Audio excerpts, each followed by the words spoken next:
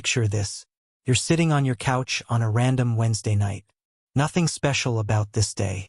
You had a normal lunch, sat through a meeting that probably could have been an email, came home, made something to eat, and then almost out of habit, you open your brokerage app.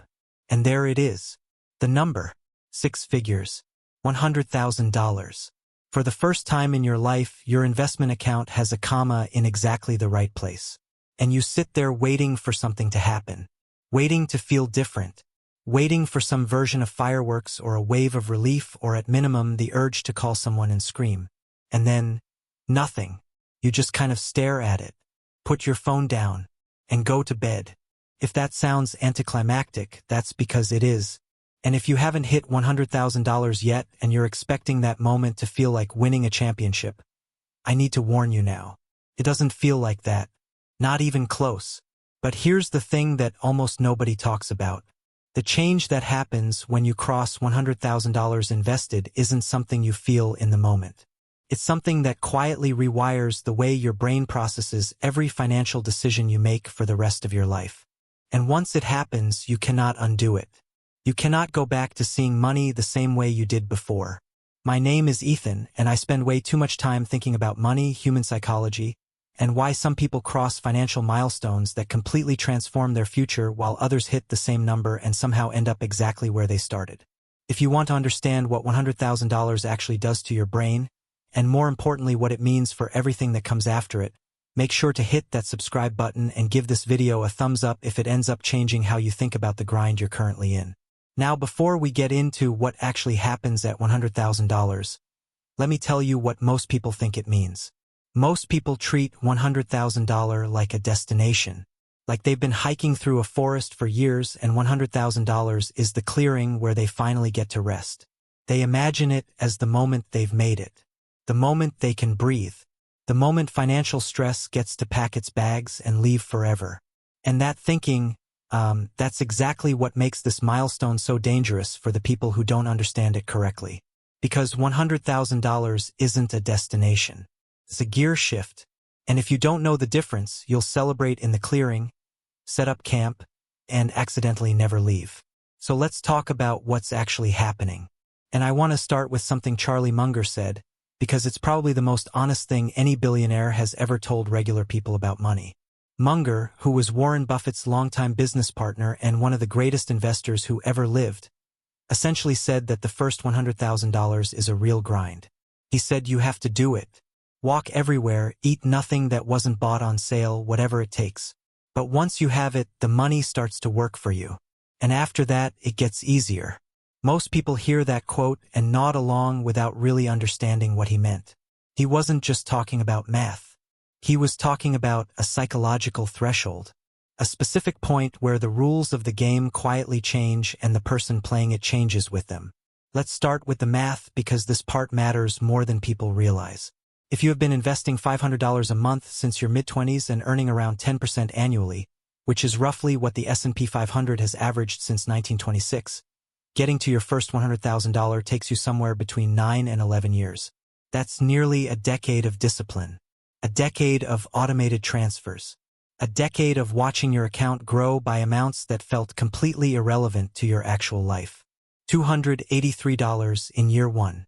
Maybe $2,000 in year 2. Slow, quiet, almost insulting in how little it seems to reward your consistency. But here's where the math gets interesting. Once you have $100,000 invested at that same 10% average return, your account is generating roughly $10,000 a year in growth. That's $833 a month. That's $27 a day, just showing up in your account. While you sleep, while you sit in that meeting that could have been an email, while you're making lunch. $27 every single day and you haven't done a single thing to earn it. And now here's the shift that most people miss. Getting to your second $100,000 doesn't take another 9 to 11 years. It takes somewhere around 4 to 5 years. Because now you have that first $100,000 running alongside your monthly contributions, generating its own returns, compounding on top of itself. You did the exact same thing. Same contribution, same index fund, same boring autopilot. But you cut your timeline almost in half. That's not a small thing. That's the entire game changing while you weren't watching. Fidelity's data shows that among investors who hit 7 figures in their 401k accounts, the vast majority aren't doing anything special. They're not stock picking.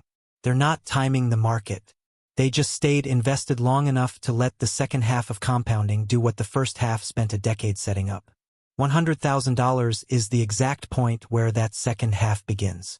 But the math, as important as it is honestly the less interesting part of this conversation. Because the more fascinating thing that happens at $100,000 is what it does inside your head. Let me introduce you to 2 people. Both of them hit $100,000 invested on the same day. Same balance, same account type, same index fund. Let's call them Maya and Daniel. Maya has been building toward this number with intention. She understood the early years were going to feel pointless. She watched her balance grow by $4,000 in year 3 and didn't panic. She saw the market drop 18% in year 6 and didn't sell. She treated $100,000 not as a finish line but as the first real proof that her strategy was working. When she hits it, she doesn't feel like she won. She feels like she finally has enough momentum that losing feels genuinely costly. And that feeling quietly changes everything about how she operates. Daniel hit $100,000 too. But Daniel has been treating investing like a savings account with extra steps. He checks the balance weekly. He moved things around when the market got volatile. He celebrated every $10,000 milestone like it was the score that mattered. When he hits $100,000, he feels like he's earned a reward. And that thinking, that specific framing, is where things start to go sideways. Here's the first real psychological shift that happens at $100,000 for people who understand what it means. You stop experiencing market drops as threats and start experiencing them as information. When you have $3,000 invested and the market drops 15%, you lose $450. That's painful in a very immediate, personal way. It's a car repair. It's a month of groceries. It's something you can picture spending on something real. But when you have $100,000 invested and the market drops 15%, you're looking at a $15,000 paper loss. And here's what's strange. For most people who have genuinely earned that $100,000 through years of consistent investing, that number doesn't feel like $15,000 the way $450 felt like $450.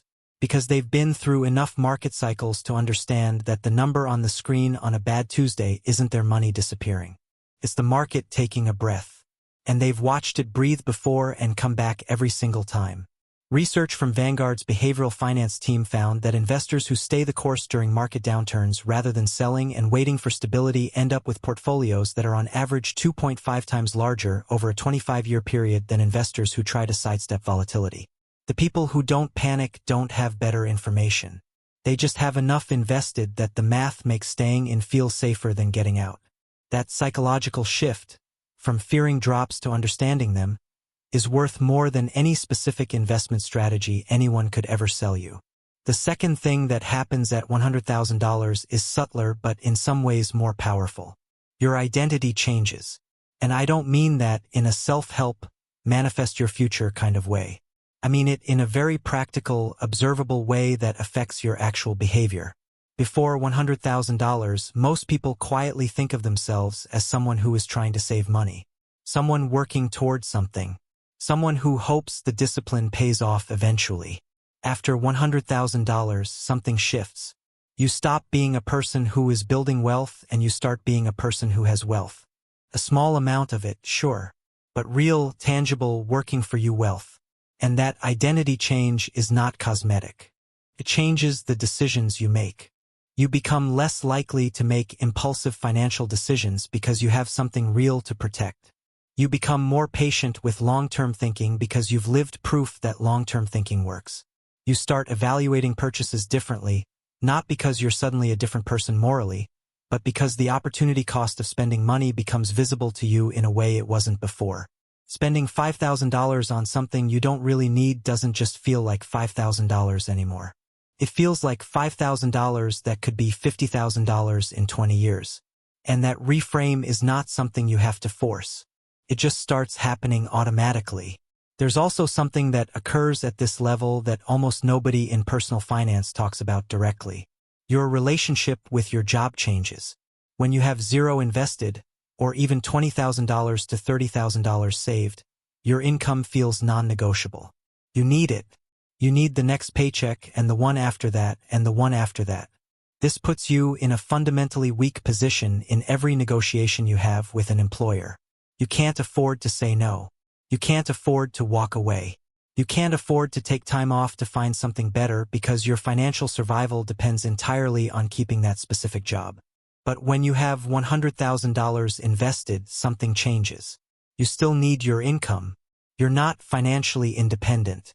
But for the first time, your portfolio is generating real enough returns that you can start to see a version of your future that doesn't depend entirely on that one specific employer. You have options in a way you didn't before. And having options, even ones you never planned to use, changes everything about how you carry yourself at work. You ask for the raise you deserve because you're not terrified of the consequences of asking. You push back on things you disagree with because you can absorb a little risk. You make better long-term career decisions because you're not operating from pure financial fear. This is what wealthy people mean when they talk about money giving you leverage. It's not that you go around threatening to quit. It's that you stop negotiating from desperation. And people notice that. Opportunities come to people who don't look desperate for them. That's not a cosmic rule. It's just human psychology. Now let me tell you what happens to Daniel.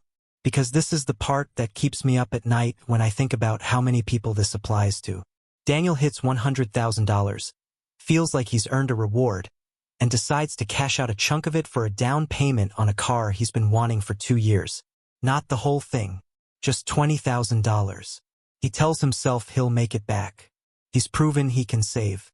He's done it before. He'll do it again. And honestly, on paper, that logic sounds almost reasonable. But here's what Daniel doesn't see. He's not just withdrawing $20,000. He's withdrawing the first $20,000 of the second half of compounding. He's pulling money out at the exact moment it was about to start doing the heavy lifting. That $20,000 left in his account for the next 25 years at 10% average returns would have grown to roughly $216,000. He didn't buy a car for $20,000. He bought a car for $216,000 and chose to drive it instead of retire on it. He just doesn't know that yet because the cost of that decision is invisible right now and won't show up for another 2 decades. Maya keeps hers in, doesn't touch it, drives her paid-off Honda for another 3 years. And the gap between Maya and Daniel, which is literally zero today, will be worth hundreds of thousands of dollars by the time either of them is 60. Here's the thing that makes $100,000 the most psychologically dangerous milestone in the entire wealth-building journey. It's large enough to feel like real money, large enough to feel like a reward is justified. But it's not yet large enough that withdrawing from it feels obviously catastrophic. It sits in this exact window where the temptation is highest and the cost of giving in to that temptation is most severe. The people who understand this protect $100,000 like it is the foundation of a building they plan to live in for 40 years. Because it is. So what do you actually do with this information right now, wherever you are in this journey? If you're below $100,000, and most people watching this are, the most valuable thing I can tell you is this. The years between $0 and $100,000 are not the warm-up. They are the work. They feel like the warm-up because the numbers are small and the progress is slow and your friends who aren't investing look like they're having more fun than you. But those years are when you build the habits, the patience, the identity, and the psychological foundation that makes everything after $100,000 actually work. You are not waiting for $100,000 to change your life. You are becoming the person who gets there. And that becoming is the whole point. If you are at or near $100,000, I need you to hear this clearly. Do not cash it out. Do not use it as a down payment on a lifestyle upgrade. Do not treat it as evidence that you've arrived somewhere. Treat it as evidence that the math is finally starting to work in your favor. Because you are standing at the exact inflection point where every dollar you leave invested starts doing more work than any dollar you've ever contributed manually. You have spent years pushing the boulder uphill. Do not let go of it now. You are 3 steps from the top. And if you're past $100,000, you already know what I'm talking about. You've felt the shift. You've watched the account move in ways that no longer feel connected to your monthly contributions. You've probably already noticed that you make financial decisions differently than you did a few years ago. That's not an accident. That's compound interest working on your psychology the same way it's working on your money. The most powerful thing Charlie Munger ever said wasn't about stock picking or business valuation or portfolio allocation. It was the simple acknowledgement that there is a specific dollar amount where the game changes, where the struggle shifts from earning money to keeping money, where your brain finally has enough evidence to believe that this whole thing is actually real. That number is $100,000. The road to get there is boring and slow and completely worth every single month of it.